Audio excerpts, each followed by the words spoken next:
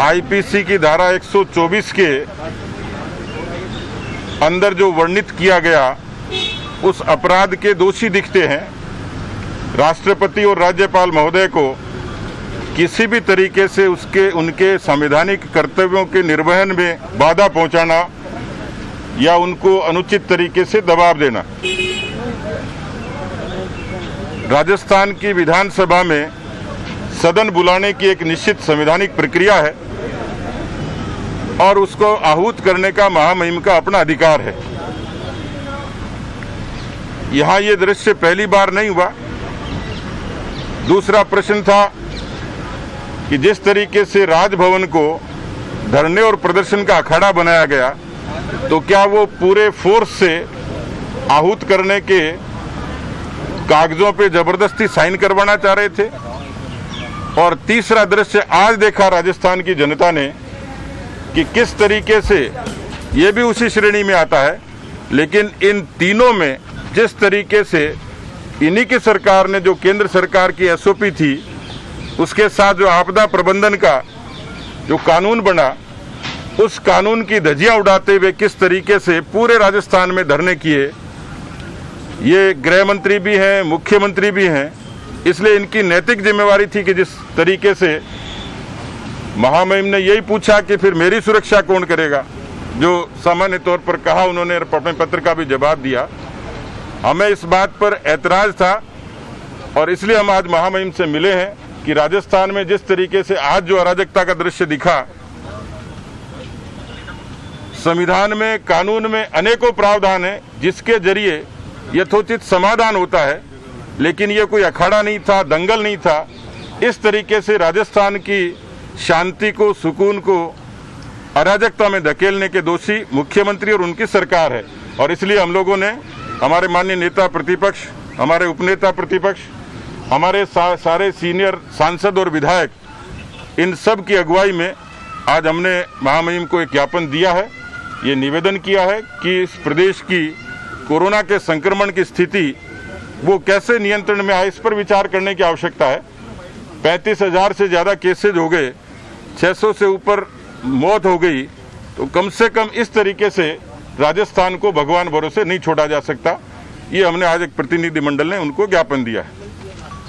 जो संवैधानिक अधिकार का बहाना लेकर के जो नाटक हुआ, ये बात सही है कि कैबिनेट अगर अपने कोई प्रस्ताव बनाकर हाउस को कॉल करने के लिए राज्यपाल को अगर देते हैं तो निश्चित रूप से प्रक्रिया है, लेकिन दुर्भाग्य से उसमें कुछ लिखा हुआ नहीं कि वो क्यों बुलाना चाहते हैं हाउस, किसके लिए हाउस की आवश्यकता पड़ी। और उसके लिए उन्होंने जिस प्रकार का तरीका अपनाया वो एक तरह से लोकतंत्र को कलंकित करने वाला तरीका, और राज्यपाल को जिस ढंग से उन्होंने इस के अंदर अपना पक्ष रखने का जो तरीका अपनाया, मुख्यमंत्री जैसे स्तर का व्यक्ति अगर ये कहे कि राज्यपाल का घेराव जनता कर लेगी और मैं और मेरी सरकार उनकी सुरक्षा की व्यवस्था नहीं कर सकेंगे, तो इससे ज़्यादा मैं सोचता हूँ कि सरकार की इस संवैधानिक पद के प्रति जिस प्रकार का रवैया रहा, इसलिए मैंने कल कहा था कि अब तो राजभवन को और सरकार को भरोसे छोड़ करके बना तो सीआरपी के जुम्मे जो है छोड़ना चाहिए ये तरीका। फिर अंदर भी जाकर के जिस प्रकार से तब तक धरना चलेगा जब तक आप ऑर्डर नहीं करोगे। मैं सोचता हूँ ये वो भी पढ़े लिखे हैं, इतने सालों से राजनीति करते हैं। राज्यपाल को आप अपनी कैबिनेट का निर्णय दे करके तो आ सकते हो, लेकिन उसका निर्णय उनकी छाती पर खड़े रह करके लेकर के निकलोगे, यह व्यवहार तुम कहाँ से सीख कर आए। और फिर इस संवैधानिक पद को इस ढंग से तुमने कलंकित करने का जो प्रयास किया, और आज जो धरने लगे हैं वो धरने और किसी पार्टी के खिलाफ होते तो समझ में आ सकता है। उसका जो मुख्य मुद्दा बनाया वो है विधानसभा का सत्र बुलाया जाए। ये सत्र कौन बुलाएगा? बीजेपी नहीं बुलाएगी, ये सत्र तो राज्यपाल बुलाएगा। इसका मतलब राज्यपाल पर उस बात का भी दबाव बनाने के लिए पब्लिक ये जो तरीका अपनाया, ये संविधान की घोर अवहेलना है। और जो संविधान की शपथ ली है उसके खिलाफ तुम्हारा एक्शन है। और इसके कारण से निश्चित रूप से हम लोगों ने इन दोनों बातों को मिलाकर महामहिम को ये कहा कि जिस प्रकार की राजस्थान में स्थिति बनी है और बन रही है, इसको निश्चित रूप से इस संवैधानिक पद पर आप विराजमान हैं, इन सब मूल्यों की रक्षा के लिए हम आपको जिम्मेदारी देते हैं।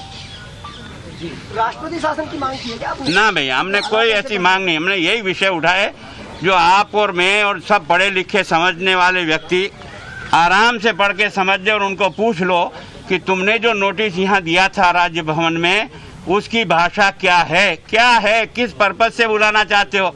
कम से कम ये तो स्पष्ट करके भेजते, तुम सदन बुलाना चाहते हो तो क्या विश्वास मत लेने के लिए, तो उसमें एक लाइन नहीं है। किस काम के लिए कोई बिल पास करना चाहते हो, उस बिल का नाम नहीं। तुम किसी काम के लिए कहना चाहते हो, उसकी एक लाइन नहीं। और इस प्रकार से फिर दबाव में लेकर के सोमवार को ही हाउस बुलाना पड़ेगा और हम यहाँ से तब उठेंगे जब आप हमको स्वीकृति देंगे। ये जो एक पराकाष्ठा हो गई एक तरह से इस संवैधानिक व्यवस्था की अवहेलना करने का। सर, विधानसभा सत्र बुलाने का सही वक्त लग रहा है आपको ये इस वक्त? देखो, वक्त लगना, ये निर्णय तो राज्यपाल के अधिकार क्षेत्र में है, लेकिन मांग करना कैबिनेट का अधिकार है। लेकिन उन सब तथ्यों के साथ मांग करनी पड़ती है। चाहे जैसा पत्र लिख करके आप उनको मजबूर नहीं कर सकते हो। आपने 2 लाइनें लिखी, भगवान के लिए स्वयं अपने मुंह से तो एक बार वापस बोल दो। मुख्यमंत्री जी को कहो कि तुम इस राज्य के मुखिया हो और ये कहा कि कानून व्यवस्था बिगड़ेगी, उसकी जिम्मेदारी मेरी नहीं होगी, तो फिर किसकी होगी? कौन जवाब देगा इस बारे में? ये शब्द बोल करके उसने जो अवहेलना की ना, उसे तुरंत त्यागपत्र देना चाहिए। इस प्रकार की भाषा का प्रयोग किया उसने। पुनिया जी, आप बता रहे हैं सोशल डिस्टेंसिंग का आज अवहेलना हुआ और कल मुख्यमंत्री जी ने जो भाषा बोली वो कानूनन एक अपराध की श्रेणी में आती है, तो बीजेपी कोई FIR दर्ज कराने जा रही है इस मामले में? हम राय करेंगे, विचार करेंगे। वो तो अभी आप हमारे साथ भी कर लोगे। आप सब खड़े हो, जो झूठ क्यों बोलते हो? कम से कम जो पालना करते हो उसी के बोलो। को नहीं छोड़ सकते, उन्हें तमाम बिंदु आपने राजभवन में राज्यपाल के समक्ष रखे हैं। रास्ता क्या है? कोई राष्ट्रपति की मांग आप कर नहीं रहे शासन की, तो क्योंकि वो तो बाड़ेबंदी में सरकार बैठी हुई है, कुछ बाहर बैठे हुए मानेसर में, आप विपक्ष में बैठे हुए हो, तो रास्ता क्या है? जनता क्या देखे? आपने रास्ता क्या सुझाया है? देखिए, जिस दिन विधानसभा स्थगित हुई थी 13 मार्च को, पूरे प्रदेश में कोरोना के 2 अंकों में भी पूरे संक्रमित लोग नहीं थे। ये कहकर जब बिजनेस सामने था कि चूंकि कोरोना वैश्विक महामारी के रूप में आ रहा है, विधानसभा स्थगित करते हैं।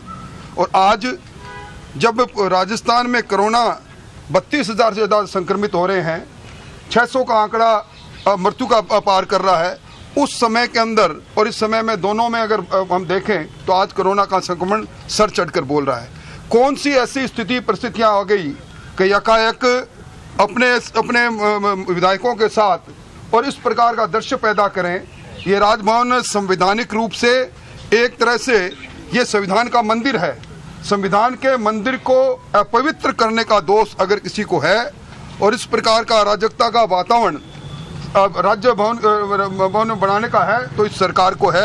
अंतर्विरोध से घिरी हुई ये सरकार जब इसकी लड़ाई सड़क पर आ गई है, उस समय अब इनके अंतर्द्वंद से लोगों का ध्यान हट जाए, इसलिए इन्होंने कभी केंद्र बिंदु उस पूरी लड़ाई को लेकर ये उच्च न्यायालय में गए, उच्चतम न्यायालय में गए, अब राजभवन तक आ गए। मैं समझता हूँ एक तरह से संवैधानिक संकट पैदा करने की ओर यह सत्तारूढ़ दल बढ़ रहा है। आपको लगता है कि सरकार के पास नंबर्स नहीं है? अगर सरकार के पास नंबर है तो बाड़ेबंदी की किसने कहा? बाड़ा खोल के देखें, पंछी उड़ उड़ कर किस डाल पर बैठेंगे ये समय बता देगा।